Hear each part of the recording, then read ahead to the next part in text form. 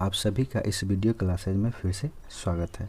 हम सभी लोग इस वीडियो सेशन में अध्ययन करने जा रहे हैं 10th ज्योग्राफी चैप्टर फर्स्ट कई इकाई हैं, तो उसी में से एक इकाई हम लोग अध्ययन कर रहे थे वन और वन प्राणी संसाधन। इसका सेकेंड वीडियो हम लोग देख चुके हैं, थर्ड वीडियो हम लोग अध्ययन करना है।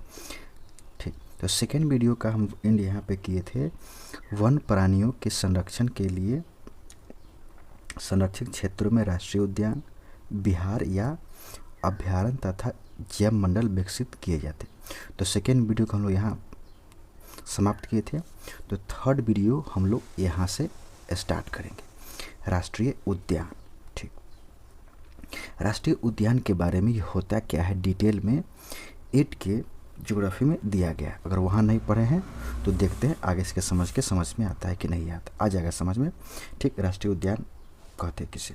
ठीक, तो राष्ट्रीय उद्यान कहते हैं कि इसकी परिभाषा हम लोग को वहाँ पे इसमें 10th वाले में पूछेगा नहीं। राष्ट्रीय उद्यान ऐसे पार्कों का उद्देश्य वन प्राणियों के प्राकृतिक आवास में वृद्धि कर एवं प्रजनन की परिस्थिति तैयार करना है। इन वन में रहने वाले जो वन्य जीव है उनको क्या करना, आवास तैयार करें, उनके लिए एक ऐसा क्षेत्र, ऐसा जंगल जो वो आसानी से वहाँ रह सके, वही तैयार करना। और प्रजनन की परिस्थिति पैदा करनी, उनको संख्या बढ़ाने, प्रजनन दर बढ़ाने से उनकी संख्या बढ़े, यही परिस्थिति तैयार करना।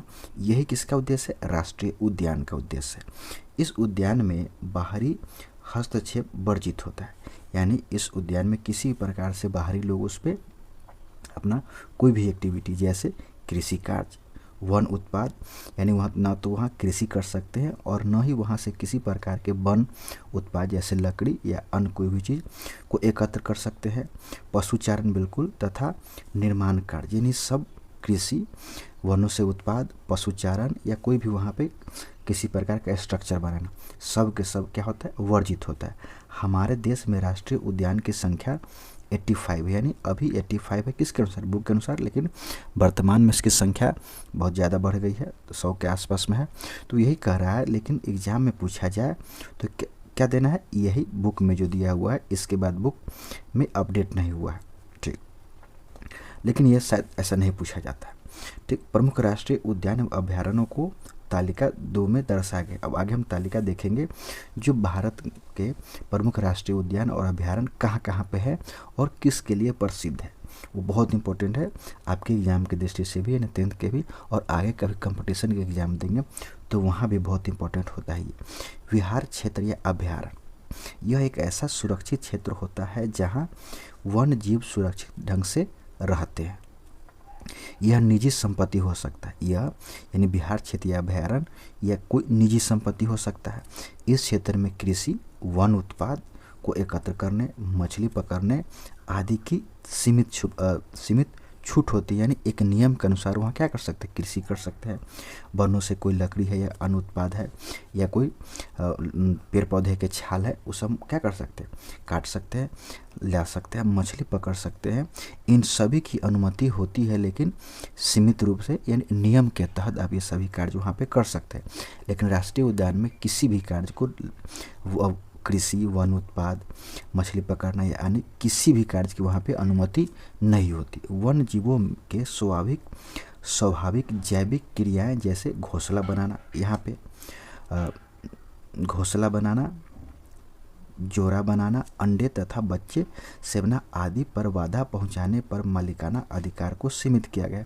यानी वन उत्पाद अपने वहाँ पे वन में रहने वाला कोई भी जीव वहाँ पे किसी प्रकार के घोंसला बनाता है, अंडे या बच्चे सेवता है, तो उसको किसी प्रकार के आप क्या कर सकते हो, उससे बाधा नहीं कर सकते, उसमें किसी प्रकार का हस्तक्षेप करने की मनाही होती है। भारत में इनकी संख्या 448 है। बिहार में बहुत इंपॉर्टेंट है, बिहार में कांवर झील और दरभंगा का कुशेश्वर इसके लिए चिन्हित किया गया है। तो बिहार में बेगूसराय का कांवर झील और दरभंगा का कुशेश्वर क्या है, ये बिहार क्षेत्र में ये अभ्यारण्य है। तो अभ्यारण्य हमारे बिहार क्षेत्र से बाहर भी है और बिहार क्षेत्र में बिहार में भी है। तो बिहार में बेगूसराय के कांवर झील और दरभंगा का कुशेश्वर इसके लिए क्या क्या चिन्हित किया गया। अब देखिए तीसरा है जैव मंडल बायोस्फीयर रिजर्व। यह वह क्षेत्र है जहां प्राथमिकता के आधार पर जैव विविधता के संरक्षण का कार्यक्रम चलाया जाता है। यानी प्राथमिकता के आधार पर कहने का क्या अर्थ, यानी किससे ज़्यादा प्राथमिकता देने चाहिए, किसके लिए, संरक्षण के लिए। जौन ज़्यादा यानी कोई प्राणी यानी कोई वनस्पति यानी कोई पेड़ पौधा बहुत तेज़ी से विलुप्त होने वाला है तो उसे हम प्राथमिकता देंगे ज़्यादा, यानी इसको बचाए रखना है अधिक अगर इसको बचाने का कार्यक्रम नहीं चलाया जाएगा तो तेज़ी से विलुप्त हो जाएगा। तो ये प्राथमिकता के आधार पर किसको ज़्यादा बचाने की आवश्यकता है और सबसे पहले तो उसे प्राथमिकता देते हैं। तो इन क्षेत्रों में जैव विविधता के आनुवांशिक विविधता के रूप में संरक्षित कार्यक्रम चलाया जाता है। विश्व के 65 देशों में करीब 243 सुरक्षित जैव मंडल क्षेत्र है। भारत में इसकी संख्या क्या है, 14 है। अब देखिए आगे वो तालिका 2, चलिए इसे देखते हैं। भारत में राज्य अनुसार प्रमुख राष्ट्रीय उद्यान एवं अभयारण्य। तो ये जो तालिका सेकंड है बहुत इंपॉर्टेंट है, ये अभी आपके 10th के एग्ज़ाम की दृष्टि से, लेकिन आगे चल के आपको अगर किसी कंपटीशन का एग्ज़ाम देना हो तो वहाँ भी बहुत इंपॉर्टेंट हो जाता है ये तालिका। तो इसको करना क्या है, एक वाइट पेपर या कोई भी सादा पेपर लेना है, उसमें 2 कॉलम बनाना है। एक कॉलम बनाना है राज्य और दूसरा कॉलम बनाना है राष्ट्रीय उद्यान एवं अभयारण्य। ठीक, इस प्रकार से उसको डिवाइड कर देना। राज्य वाला सेक्शन थोड़ा सा छोटा रखेंगे और राष्ट्रीय उद्यान एवं अभयारण्य थोड़ा सा बड़ा रखेंगे। अब उसमें राज्य का नाम और उस राज्य में कौन सा अभयारण्य किसके लिए प्रसिद्ध है, कम से कम कौन से राज्य में कौन सा अभयारण्य है, ये तो जरूर याद रखना है। ठीक, तो जो रेड करके दिए हैं वो ज़्यादा पूछा जाता है एग्जाम में, हो सकता है दूसरा पूछा जाए लेकिन ज़्यादा अक्सर यही जो रेड वाला है वही, इसमें रेड का निशान लगा, यही ज़्यादा एग्जाम में पूछा जाता है। तो देखिए तो मध्य प्रदेश में कौन कौन है, बांधवगढ़ राष्ट्रीय उद्यान, कान्हा राष्ट्रीय उद्यान, पन्ना राष्ट्रीय उद्यान, पेंच राष्ट्रीय उद्यान, ये मध्य प्रदेश का ये चारों राष्ट्रीय उद्यान। अब देख ले अगला है कर्नाटक, गांधी सागर अभयारण्य, बांदीपुर राष्ट्रीय उद्यान राजस्थान का है, रणथंभौर राष्ट्रीय उद्यान, घाना पक्षी विहार, सरिस्का एवं वन्यजीव अभयारण्य अलवर। उसके बाद आंध्र प्रदेश का है काबला वन्यजीव अभयारण्य, केरल का पेरियार राष्ट्रीय उद्यान, उत्तराखंड का है कॉर्बेट राष्ट्रीय उद्यान, नंदा देवी राष्ट्रीय उद्यान, केदारनाथ राष्ट्रीय उद्यान। ठीक, तो बहुत इंपॉर्टेंट है, तीनों के तीनों याद रखना है। उत्तर प्रदेश का दुधवा राष्ट्रीय उद्यान बहुत इंपॉर्टेंट है, इसे जरूर याद रखना। असम का काजीरंगा राष्ट्रीय उद्यान, मानस राष्ट्रीय उद्यान बहुत इंपॉर्टेंट है, काजीरंगा और मानस राष्ट्रीय उद्यान माना जाता है सबसे पहला यही राष्ट्रीय उद्यान था, मानस राष्ट्रीय उद्यान। झारखंड हजारीबाग वन्यजीव अभयारण्य, पलामू वन्यजीव अभयारण्य, तमिलनाडु मधुमलाई वन्यजीव अभयारण्य। महाराष्ट्र में सब ज़्यादा इंपॉर्टेंट नहीं है, आप याद करना चाहे तो इसे याद कर सकते हैं, लेकिन ज़्यादा कोई इंपॉर्टेंट नहीं, इसके बारे में नहीं पूछा था। ये गुजरात का है, बहुत इंपॉर्टेंट है, बहुत एग्जाम पूछा था। गिर राष्ट्रीय उद्यान का है तो सीधे लिख देते, आंसर आएगा उसमें गुजरात। हिमाचल प्रदेश में ये भी ज़्यादा इंपॉर्टेंट नहीं है, आप छोड़ भी सकते हैं इसको। पश्चिम बंगाल में है जल्दापारा, यानी जितना आप इसको स्टार लगा दे वो भी इसमें कम है। जल्दापारा और सुंदरबन टाइगर रिजर्व भी ऐसे याद रहता है क्योंकि सुंदरबन पश्चिम बंगाल में सुंदरबन है और सुंदरबन राष्ट्रीय उद्यान कहाँ होता है, तो आराम से लोग पश्चिम बंगाल लगा देते हैं। तो सुंदरबन जल्दापारा के साथ साथ सुंदरबन के साथ साथ आपको जल्दापारा भी याद रखना है। सुंदरबन याद ही रहता है लेकिन उसके साथ जल्दापारा वन्यजीव अभयारण्य ये आपको याद रखना है। ठीक, अगला है अरुणाचल प्रदेश, जंदफा बहुत इंपॉर्टेंट है, जंदफा वन्यजीव अभयारण्य। उड़ीसा में सिमलीपाल राष्ट्रीय उद्यान और चिल्का राष्ट्रीय उद्यान दोनों इंपॉर्टेंट है, दोनों को बहुत अच्छे से याद करना है। छत्तीसगढ़ में चंद्रावती राष्ट्रीय उद्यान, ठीक, एक ही है इसमें इंपॉर्टेंट जो याद रखना है। जम्मू कश्मीर दिनगांव राष्ट्रीय उद्यान, देखिए जम्मू कश्मीर दिनगांव राष्ट्रीय उद्यान अभी तक पूछा नहीं है, लेकिन जैसे जम्मू कश्मीर अभी उसका अलग दर्जा दे दिया गया है यूनियन टेरिटरी का, केंद्र शासित प्रदेश का, तो इसलिए वहाँ पे जो भी हो रहा है जो भी है वो ज़्यादा इंपॉर्टेंट बन जाता है, इसलिए क्या करें इसको छोड़ेंगे नहीं। दिनगांव राष्ट्रीय उद्यान, सिक्किम कंचनजंगा राष्ट्रीय उद्यान बहुत इंपॉर्टेंट है। मिजोरम डंपा वन्यजीव अभयारण्य आइजोल में है। नागालैंड इन टेंगी वन्यजीव अभ्यारण्य। ठीक, तो यही राष्ट्रीय उद्यान है या अभ्यारण्य है, इसको याद करते। याद करने का वही तरीका है, क्या करेंगे हम लोग, उसका एक बॉक्स में बुक में 2 पेज का बुक को पेज को डिवाइड करके उसमें राज्य और राष्ट्रीय अभ्यारण्य लिखेंगे और उसको अपने पास या तो सामने किसी दीवार पे चिपका देंगे जहाँ हम लोग स्टडी करते हैं, या अपने पास रखेंगे, उसको बार बार रिविजन करेंगे, तभी क्या होगा, याद होगा। या एक और तरीका आप कर सकते हैं, देश के भारत के मानचित्र लेंगे और उस मानचित्र में राज्य दर्शा के, या आपको मानचित्र आता है, भारत का मानचित्र आता है जिसमें राज्य का पूरा उसमें बॉर्डर दिया होता है, उसे कहते हैं आउटलाइन मैप। तो आउटलाइन मैप पे जिसके राज्य का पूरा बॉर्डर दिया होता है, पूरे भारत और उसका राज्य का बॉर्डर दिया होता है, तो उस बॉर्डर पे आप कौन से राज्य में कौन सा राष्ट्रीय उद्यान है या अभ्यारण्य है, उसको वहाँ पे आप दर्शा सकते हैं। ठीक, इससे भी आपको याद रखने में आसानी होगी। ठीक, इस प्रकार से जैसे बुक में दिया हुआ है, ठीक, इसमें कम ही दिया हुआ है, लगभग 13-14 है, तो यही 13-14 ज़्यादा होता है, ज़्यादा इंपॉर्टेंट हो जाता है, तो इसको याद रखना यहाँ से। ठीक, क्लियर है। इस प्रकार से आप स्टेट वाइज भी दर्शा सकते हो उसको। ठीक, क्लियर। देखिए आगे, तो भारत सरकार के पर्यावरण एवं वन मंत्रालय की वार्षिक रिपोर्ट 2004-05 के अनुसार राष्ट्रीय उद्यान, विहार यानी अभ्यारण्यों एवं जैव मंडलों की सूची तालिका 2 में प्रमुख राष्ट्रीय उद्यानों एवं विहारों एवं जैव मंडलों को दर्शाया गया। यानी कब का रिपोर्ट है, 4-5 का रिपोर्ट है, तो लोग अभी उसकी बहुत ज़्यादा संख्या बढ़ गई है। तो लेकिन वही जब भी बुक में जब भी आपके एग्जाम में पूछेगा तो यही 4-5 के रिपोर्ट के अनुसार ही पूछेगा। जब तक इसमें ये रिपोर्ट आपके बुक में अपडेट नहीं होगा तब तक आपके एग्जाम में इसी रिपोर्ट के अनुसार क्वेश्चन पूछा जाएगा। ठीक, अब अगला है प्रजनन केंद्र। तो प्रतिकूल परिस्थितियों में जीवों के प्रजनन दर में कमी आई है, यानी उसके आवास, उसके रहने का स्थान या खाने के लिए उसका भोजन या अन्य प्रकार की परिस्थिति में प्रतिकूलता आने से उनके जीवों का क्या हो गया, प्रजनन क्षमता में भी कमी आ गई।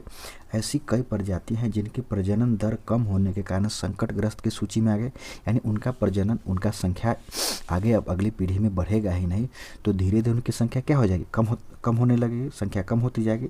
इसलिए जीवों के लिए प्रजनन केंद्र की सुविधा विकसित होनी चाहिए, यानी वहाँ पे जीवों का क्या हो सके, कृत्रिम रूप से प्रजनन किया जाए, उनकी संख्या बढ़ाने का प्रयास किया जाए।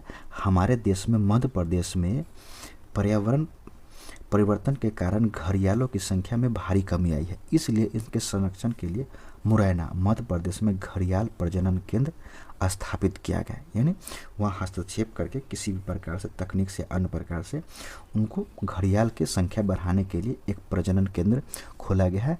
तो ये मध्य प्रदेश के कहाँ पे, मुरैना में। बहुत इंपॉर्टेंट है, ये शायद 1-2 बार क्वेश्चन पे पूछ भी चुका है। जो घड़ियाल का प्रजनन केंद्र भारत में कहाँ है, तो मध्य प्रदेश।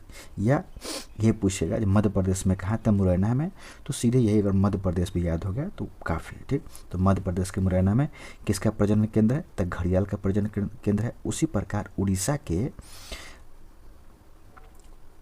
नंदनकानन में उजले बाघ का प्रजनन केंद्र है। बहुत, ये दोनों इंपॉर्टेंट है, ये जितना भी उसको स्टार लगा तब पर भी ये कम है। तो मध्य प्रदेश के मुरैना में घड़ियाल का प्रजनन केंद्र और उड़ीसा के नंदनकानन में उजले बाघ यानी व्हाइट टाइगर का प्रजनन केंद्र स्थापित किया है, जिनसे इनकी संख्या बढ़ाने में क्या मिलेगी, मदद मिलेगी। अब शिकार पर हो, अगर प्रजनन दर बढ़ा दे, यानी इनकी जो संख्या है वो धीरे धीरे बढ़ने लगे और शिकार पर हम लोग रोक लगा देंगे, तो निश्चित ही इनकी संख्या क्या हो जाएगी, बढ़ जाएगी।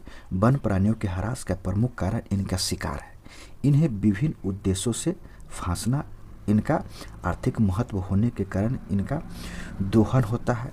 यद्यपि फांसना, शिकार करना व्यापार कानूनी रूप से वर्जित है, किंतु स्थानीय, राज्य एवं अंतर्राष्ट्रीय स्तर पर इनकी कालाबाजारी एवं तस्करी हो रही है, जिनके कारण वन जीवों का तेजी से दोहन हो रहा है।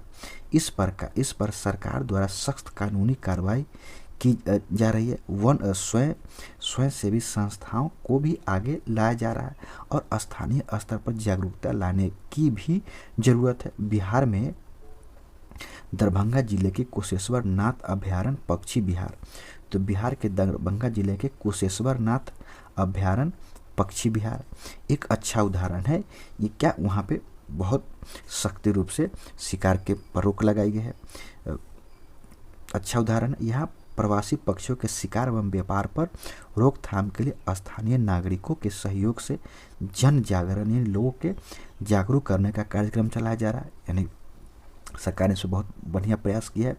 जिला प्रशासन के सहयोग से स्थानीय यूनेस्को क्लब द्वारा पक्षियों के शिकार पर प्रतिबंध लगाया गया है, जिसके अच्छे परिणाम प्राप्त हुए। जिला प्रशासन द्वारा इसके लिए यहाँ एक वॉच टावर का निर्माण किया, निगरानी टावर, यानी देखेंगे जो पक्षियों का गतिविधि किस प्रकार से है, या वहाँ किसी प्रकार के शिकार करने का प्रयास तो नहीं किया जा रहा है। तो वही वॉच टावर के माध्यम से वहाँ पे जो भी पक्षी की गतिविधि है या वहाँ पे किसी अन्य प्रकार की गतिविधि जैसे पक्षियों की संख्या में कमी है, तो उन सभी गतिविधियों को क्या करने के लिए, रोकने के लिए यहाँ पे क्या लगाया गया, वॉच टावर लगाया गया है। अब कह रहा है जैव अपहरण की समस्या बहुत इंपॉर्टेंट है, बायोपायरेसी प्रॉब्लम। ठीक, यह आधुनिक अनुवांशिकी इंजीनियर और जैव तकनीक का प्रतिफल। देखिए, अनुवांशिकी इंजीनियर का क्या कहने का अर्थ होता है? कहने का अर्थ ये होता है कोई भी पशु पक्षी हो, मनुष्य हो या पेड़ पौधा, तो सबकी अलग अलग अनुवांशिकी गुण होती है, यानी सबका अलग अलग जीन होता है। तो यही जीन के हेरफेर, यही जीन के परिवर्तन, यही जीन में बदलाव को ही क्या कहा जाता है, अनुवांशिकी इंजीनियर कहा जाता है। अब जैव तकनीक, और वही है जीवों में परिवर्तन करने वाले जो तकनीक होता है उसे क्या कहते हैं, जैव तकनीक। तो अनुवांशिकी इंजीनियर एवं जैव तकनीक का प्रतिफल है। देखिए, तो कह रहा है वर्तमान समय में जैव अपहरण की समस्या आधुनिक अनुवांशिकी इंजीनियर और जैव तकनीक का प्रतिफल है। तो अनुवांशिक इंजीनियर हम लोग समझ लिए और जैव तकनीक समझ लिए। अब उसके बाद इसका अपहरण कैसे होता है इसको समझते हैं। देखिए, यह केवल वन प्राणियों के लिए गंभीर समस्या नहीं है, वरन संपूर्ण मानव समाज के लिए एक बड़ी समस्या है। तो वही कहता है जैव अपहरण की समस्या यानी अनुवांशिकी इंजीनियरिंग और जैव तकनीक जो है सिर्फ किसके लिए, वनस्पति के लिए नहीं, वन प्राणियों के लिए नहीं, वरन ये मानव के लिए भी एक बड़ी समस्या है। देखिए, अब कहता है बड़ी समस्या है ये होगा। अब जैव अपहरण क्या है इसको समझते हैं। प्रकृति जनित तथा करोड़ों वर्षों से विकास की प्रक्रिया में स्थापित अनुवांशिकी गुणों में हेर फेर और जैव अपहरण, हेर फेर को क्या कहते हैं, जैव अपहरण कहते हैं। यानी प्रकृति ने किसी पौधा को किस प्रकार से बनाया है, लेकिन उसमें उसकी जेनेटिकल गुण को बदल के ही उसकी पौधा जो प्रकृति ने बनाई है उसको पूर्ण रूप से क्या कर दिए, हम लोग बदल दिए। तो यही क्या है, जैव अपहरण। जैसे अभी हम लोग देखते हैं, एक पहले गुलाब का फूल दो ही प्रकार के हम लोग को देखते थे, जैसे या तो रेड या तो वाइट या कभी कभी येलो। अब गुलाब के फूल के भी बहुत सारे कलर आ गए। अब गुलाब के फूल भी देखते हैं तो एक फूल में ही उसमें कई सारे कलर होते हैं, मल्टी कलर होते हैं।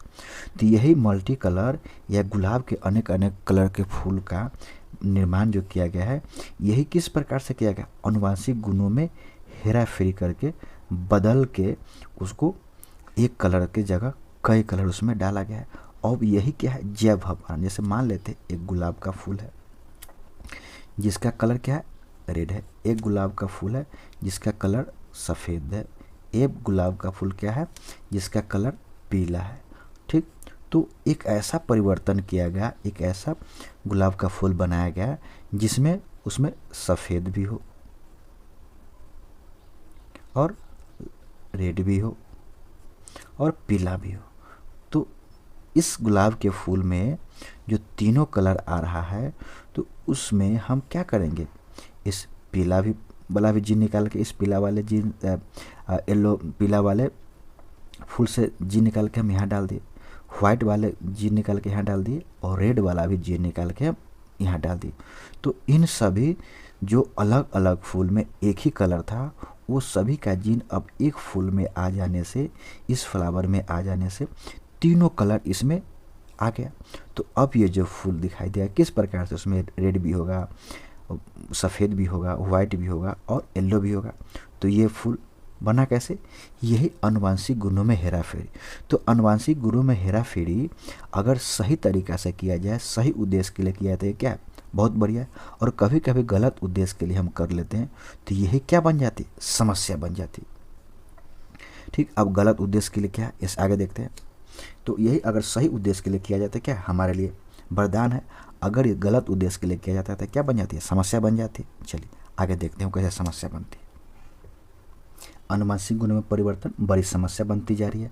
विभिन्न प्रकार के जीवों और वनस्पतियों के आनुवंशिक गुणों का पता लगाकर दूसरे जीवों में एवं पौधों में प्रत्यारोपण द्वारा अन्य प्रकार के जीवों और पौधे का विकसित किया जाता है। ठीक, हम ये समझ चुके हैं। यानी एक का जीन किसी और में लेके स्थापित कर दिए, तो जिसका जीन उसमें लेकर स्थापित किए तो उसका बेस जीन और उसमें उस पौधे का पहले से मौजूद जीन दोनों जीन उसमें आ गया। तो इस कार्य के द्वारा विभिन्न देशों में जैव अपहरण होता है और यानी आनुवंशिक गुणों की हेराफेरी की जाती है। अगर ये सही उद्देश्य के लिए किया जाता है क्या हमारे लिए वरदान है, अगर इसका उद्देश्य गलत हो जाता है क्या होता है? हमारे लिए बहुत बड़ा अभिशाप बन जाता है। विकसित देशों की जैव संपदा का विकसित देशों द्वारा अपनाई गई बायोपैरेसी के कई उदाहरण देखने में आए हैं। उपयोगी जर्म प्लाज्मा की पहचान, उसमें आवश्यक परिवर्तन एवं परिस्थापन कर ऐसा संभव है। अमेरिका में उगाई जाने वाली धान की एक प्रजाति का जर्म प्लाज्मा भारत के बासमती चावल के जर्म प्लाज्मा से किया गया। यानी भारत के बासमती चावल का जीन लेकर के अमेरिका के एक जो धान है उसमें डाल दिया गया। तो भारत के बासमती चावल का गुण और अमेरिका के एक धान है उसका गुण, दोनों का गुण उसमें किस में चलाया? अमेरिका के धान के गुण में। यानी उसमें प्लाज्मा परिवर्तन कर दिया गया। यानी इसका जीन, भारत के बासमती चावल का जीन और वहाँ के एक चावल का जीन दोनों मैच कर दिया। तो अमेरिका के चावल का जीन जो उसमें था यानी उसकी जो अच्छी गुण है उसमें वही रहने दिया गया और भारत के जो बासमती चावल का जो अच्छा गुण था वो उसमें लेकर के डाल दिया गया। तो भारत के बासमती चावल से अच्छा अमेरिका के बासमती चावल होगा कि नहीं चावल होगा? क्योंकि उसमें पहले से जो उसका अच्छा वाला गुण था वो भी था और भारत के जो बासमती चावल का अच्छा गुण है वो भी उसमें चला गया। तो उसमें दोहरी गुण हो गया। यानी वो पहले से अमेरिका का जो धान था पहले से बेहतर हो गया। ठीक, अमेरिका में पाए जाने वाले पंट्रिपलांड्रा ब्रेजीन नाम का पौधा इसी प्रभाव में आया है। इस पौधे में पाए जाने वाला एक प्रकार के प्रोटीन की मिठास कारण इस पौधे में पाए जाने वाला एक प्रकार के प्रोटीन की मिठास चीनी से 2000 गुना अधिक होती है। देखिए, तो अगर इस पौधे का जेनेटिकल गुण में परिवर्तन किया जाएगा तो इस पौधे के जो मिठास देने वाला जो जीन होगा इस पौधे से निकाल लिया जाएगा और कोई और पौधे में इसमें डाल दिया जाएगा। तो उस पौधे में उसकी गुण भी होगी और इसकी मिठास भी उसमें चली जाएगी। तो पौधा कितना आवश्यक हो जाएगा, कितना महत्वपूर्ण पौधा हो जाएगा वो। ठीक, तो अधिक है और इसमें कैलोरी भी कम होती है। यानी इसमें चर्बी वाला जो गुण होता है वो भी कम होता है। अमेरिका द्वारा मिठास उत्पन्न करने वाले जीन की पहचान कर ली गई है। तो इस पौधे में जो इसके मिठास उत्पन्न करने वाले जीन इसकी पहचान कर ली गई है। तो क्या किया जाएगा? कुछ समय बाद अगर इस पर रोक नहीं लगाया जाए तो इस पौधे से जो मिठास उत्पन्न करने वाले गुण है इसको निकाल करके किसी अन्य पौधे में डाल दिया जाएगा जिसका फल बहुत बड़ा होता हो और जिसका फल बहुत आकर्षक लगता हो देखने में। तो जिसका फल बहुत बड़ा हो और आकर्षक लगता भी होगा देखने में और उसमें मिठास भी बहुत ज़्यादा हो जाएगी तो उसकी फल की गुणवत्ता कितनी बड़ी हो जाएगी और उसका डिमांड कितना ज़्यादा हो जाएगा और उसका मूल्य भी बहुत ज़्यादा हो जाएगी। और मान लेते हैं वह फल किसी एक ही क्षेत्र में उग सकता है तो उस क्षेत्र की आर्थिक स्थिति यानी उस क्षेत्र में उगने वाले फसल का व्यापार बहुत बड़ा हो जाएगा। अगर व्यापार उसका बहुत बड़ा हो तो वहाँ उस क्षेत्र में जिस क्षेत्र में फल उगाया जाएगा तो वहाँ के लोगों को बहुत आर्थिक लाभ मिलेगी। ठीक, तो पहचान कर इस जीन को मक्का के पौधे में प्रतिस्थापित कर मकई के पौधे से चीनी से अधिक मिठास एवं कम कैलोरी वाला जैविक उत्पाद प्राप्त करने की दिशा में शोध हो रहा है। अब शोध इसका हो रहा है जो इस पौधे से क्या निकाल लिया जाए, वो इसमें मिठास उत्पन्न करने वाले जीन निकाल दिया जाए और यह जीन किस में डाल दिया जाए? मक्का के पौधा में। तो मक्का के पौधे में अगर जीन ये डाल दिया जाएगा तो फिर मक्का का पौधा से उगने वाला जो मक्का होगा बहुत मीठा होगा और बहुत मीठा हुआ तो, और मक्का में कैलोरी भी कम होता है, तो मक्का की डिमांड कितनी बढ़ जाएगी, ठीक, तो मक्का का गुण ही बदल जाएगा। आप समझ सकते हैं कि गन्ने से चीनी का उत्पादन तथा निर्यात करने वाला देशों के लिए यह जैव अपहरण एक प्रकार की चुनौती है। तो जो गन्ने से गन्ना का उत्पादन करते हैं और गन्ना से चीनी बनाते हैं और गन्ना से चीनी बना के उसका निर्यात करते हैं, अगर चीनी बना के अभी तक निर्यात करते थे, लेकिन अगर ये जो ये क्या है मिठास उत्पन्न करने वाला ये गुण है, अगर मक्का में डाल दिया जाए तो मक्का बहुत मीठा हो जाएगा। अब उसके बाद क्या किया जाएगा, मक्का से चीनी बनाया जाने लगेगा। तो मक्का से चीनी बनाया जाने लगेगा तो अब तो गन्ना से उत्पादन करने वाले देशों की क्या हो जाएगी, उनका डिमांड ही कम हो जाएगा, तो उनका व्यापार ही ठप हो जाएगा। तो इसके लिए अब कई राष्ट्रों द्वारा कठोर कदम उठाया जा रहा है और हॉट स्पॉट यानी बहुत महत्वपूर्ण केंद्र जो होता है वनस्पति या वन जीवों के लिए, उन्हें चिन्हित कर जैव संपदा पर पाबंदी लगाई जा रही है। अब देखिए अगला टॉपिक है हॉट स्पॉट। नॉर्मन मायर्स ने 1988 ईस्वी में इन सीटू संरक्षण को प्राथमिकता के आधार पर हॉट स्पॉट की पहचान पर जोर लगाया। इन सीटू में पीछे पड़ चुके थे, यानी किसी भी वन जीव को उनके प्राकृतिक आवास में ही उनको संरक्षण देना क्या कहलाता है, इन सीटू संरक्षण कहलाता है। The hot spot are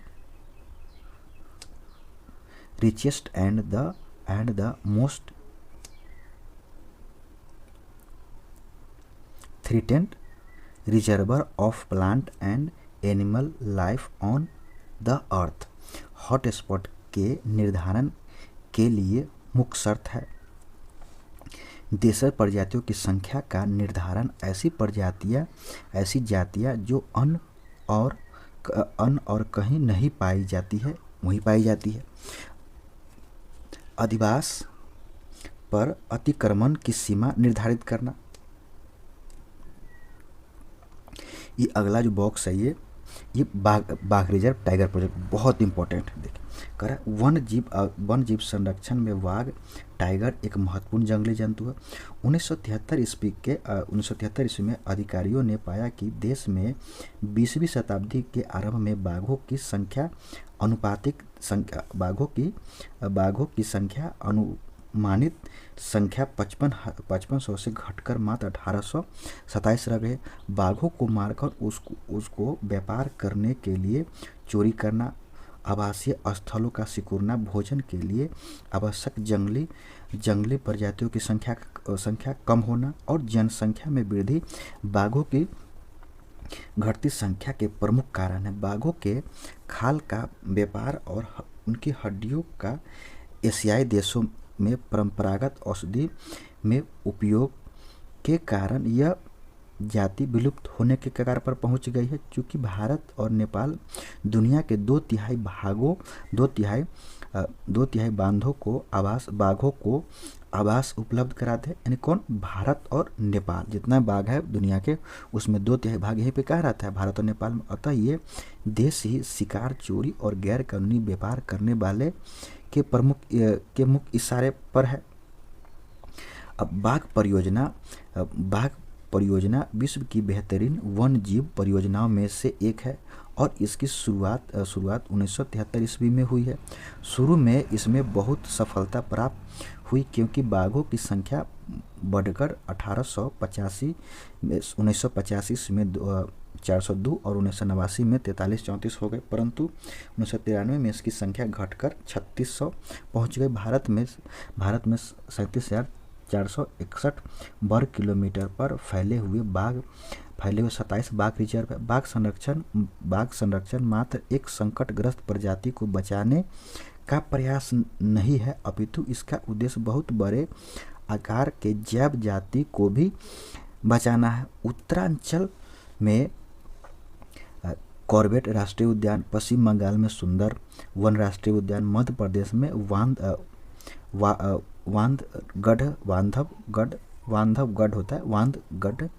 Bandhavgarh राष्ट्रीय उद्यान, राजस्थान में सिरस्का वन जीव पशु विहार, असम में मानस बाघ रिजर्व और केरल में परियार बाघ रिजर्व भारत में बाघ परियोजना के उदाहरण है। ठीक, तो हम लोग इस वीडियो को यहीं समाप्त करते हैं।